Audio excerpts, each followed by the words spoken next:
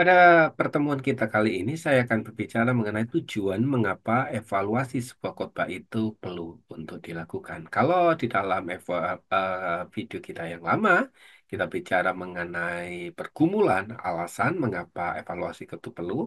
Dapat di dalam video kita tujuannya evaluasi khotbah itu sangat dilakukan, perlu untuk dilakukan.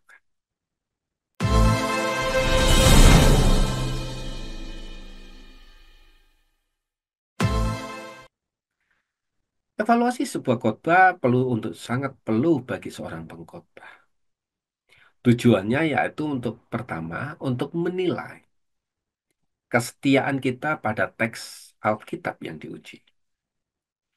Yang kedua, kita akan menyadari apakah gaya penyampaian monolog atau menghambat sebuah pemahaman itu akan terungkap.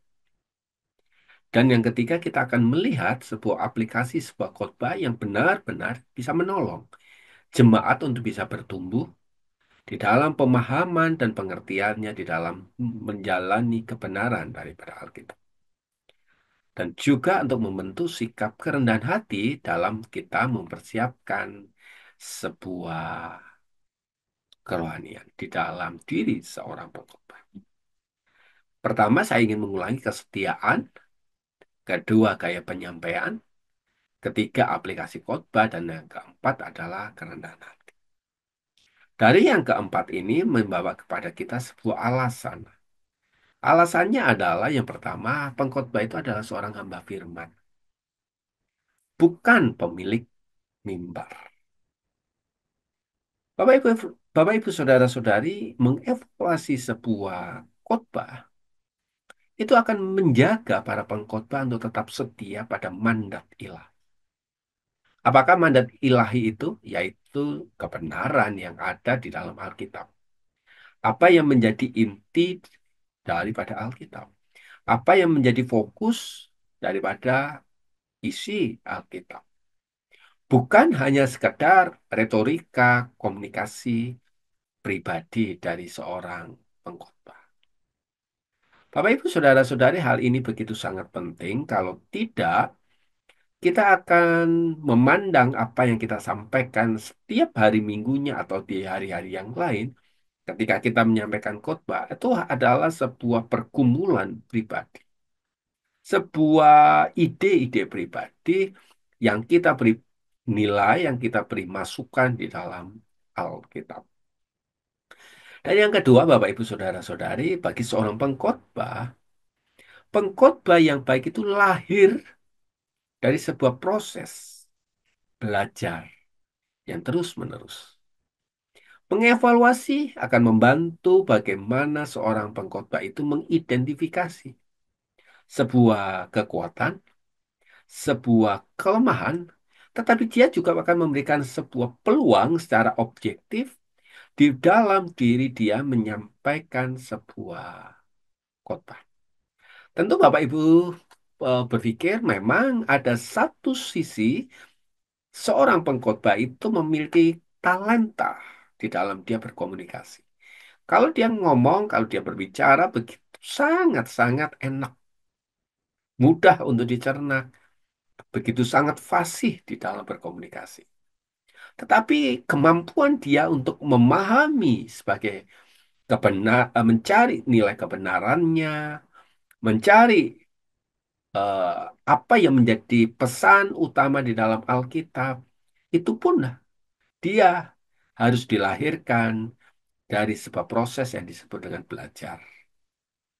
Oleh sebab itu, seorang pengkhotbah, baik itu fasih atau yang tidak fasih, baik itu pandai atau yang tidak pandai di dalam dia memahami sebuah hermeneutik, dia harus lahir. Dia harus dilahirkan dari sebuah proses belajar. Tentu semua apa yang dimaksud dengan proses belajar bukan hanya dia berbicara mengenai sebuah studi dari sebuah komentari, tetapi dia harus belajar daripada kemampuan dia untuk melihat sebuah pengalaman dari sebuah pelayanan yang ada. Dan yang ketiga, Bapak Ibu Saudara-saudari rekan-rekan hamba Tuhan, tanpa sebuah evaluasi, pengkhotbah itu mudah jatuh pada sebuah bentuk, pada sebuah model, pada sebuah rutinitas. Bisa jadi dia akan sedang seperti membakar dagingnya sendiri. Ahli-ahli mungkin menyebutnya sebagai membawa firman yang hidup. Tetapi sebenarnya dia sedang membakar melakukan sebuah kegiatan yang bersifat rutinitas yang kosong. Oleh sebab itu dia perlu berkaca, perlu melihat bahwa dia adalah bukan pemilik sebuah mimbar, tetapi dia adalah seorang hamba Tuhan yang menyampaikan firman Tuhan. Alasan bagi seorang jemaat, bagi jemaat ya, itu akan membawa sebuah tujuan bahwa ini akan membawa untuk jemaat itu semakin berlatih. Berlatih apa? Untuk menjadi seorang pendengar yang aktif di dalam kerohanian. Bukan hanya dia memaksa menyampaikan baik, buruk, like, dislike pada sebuah khotbah, pada sebuah khotbah yang bersifat emosional. Maka kalau dia melahirkan sebuah khotbah yang bersifat emosional, maka ini akan memandang jemaat itu sebagai bentuk yang pasif. Bapak Ibu Saudari, rekan-rekan teman Tuhan juga mengevaluasi itu bertujuan membawa jemaat itu bisa membedakan antara kebenaran yang memang benar-benar kebenaran atau kebenaran yang memang dibuat untuk menjadi sebuah nilainya kebenaran. Dari sebuah ajaran palsu, dari sebuah norma dunia, dari sebuah nilai-nilai dunia yang sebenarnya seakan-akan sejalan dengan Alkitab, tetapi sebetulnya kalau kita gali lebih dalam, tidak demikian. Nah, bagi seorang jemaat juga, mengevaluasi sebuah khotbah itu akan membawa untuk jemaat itu untuk menggali kebenaran firman itu secara dalam, secara teologis. Tentu alasannya Bapak Ibu Saudara-saudari, rekan-rekan hamba Tuhan, firman buku firman Tuhan itu bukan hanya sekedar untuk didengar, tetapi harus merupakan sebuah perenungan yang perlu diuji. Di dalam kisah 17 ayat ke-11, jemaat di Berea itu benar-benar melakukan apa yang disebut dengan penyelidikan. Dia mengevaluasi setiap para pengkhotbah, apakah khotbah yang disampaikan itu memang memiliki nilai kebenaran atau sebaliknya dibuat menjadi benar. Dengan alasan ini akan mendorong seorang jemaat juga mengevaluasi tentang sebuah pertumbuhan, membantu seorang pengkhotbah untuk melihat sebuah respon, meresponi sebuah proses. Dia bukan hanya seorang penerima, tetapi dia melihat, mempunyai daya kritis, di mana dia memandang di dalam pertumbuhan rohaninya. Tentu yang perlu kita lakukan juga di dalam diri seorang pengkhotbah bahwa mengevaluasi itu akan melatih sebuah kepekaan. Banyak sekali sekarang informasi-informasi atau pengajaran-pengajaran yang bersifat online. Jemaat yang tahu bagaimana mengevaluasi khotbah yang baik harus didasari di dalam bukan enak atau tidak enak, tetapi nilainya, yaitu kebenaran. Banyak orang berkata khotbahnya nggak enak. Sudah selesai, titik di situ. Apakah diuji? Hanya di dalam masalah penyampaian. Kalau hanya pemasalah penyampaian, ini yang menjadi titik berat kita. Memang biasanya yang menjadi titik berat daripada sebuah evaluasi sebuah khotbah adalah penyampaian. Tetapi itu ada banyak sisi-sisi yang lain yang perlu kita lakukan. Dan kita kadang cenderung mengabaikan nilai yang menjadi utama dari hal yang paling terutama, yaitu kebenaran daripada Alkitab itu. Dengan kita melakukan evaluasi secara bersama antara pengkhotbah dan jemaat, kita ini sebetulnya akan menghasilkan sebuah budaya rohani yang sehat. Budaya yang bukan hanya menghakimi, tetapi saling membangun. Bagi seorang pengkhotbah, respon evaluasi dari seorang jemaat itu akan menolong, mengubah karakter, dan mengubah gayanya.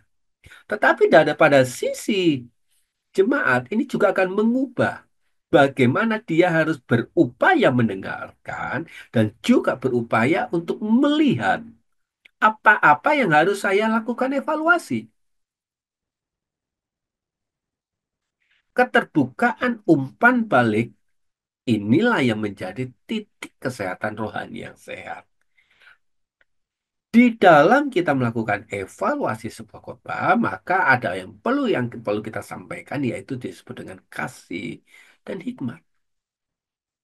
Kasih yang hikmat ini kita mengasihi pengkhotbahnya supaya apa yang disampaikan itu memang benar-benar relevan, benar-benar sampai. Di dalam diri seorang pengkhotbah pun melakukan kasih karena apa? Karena aku harus mengubah, mentransformasi tujuan sebuah khotbah, mengubah transformasi kehidupan jemaat. Kita perlu hikmat. Bagaimana hikmat bagi seorang pengkhotbah, bagaimana hikmat bagi seorang jemaat untuk saling mempelengkapi dan menghidupi sebuah nilai dari kebenaran itu sendiri.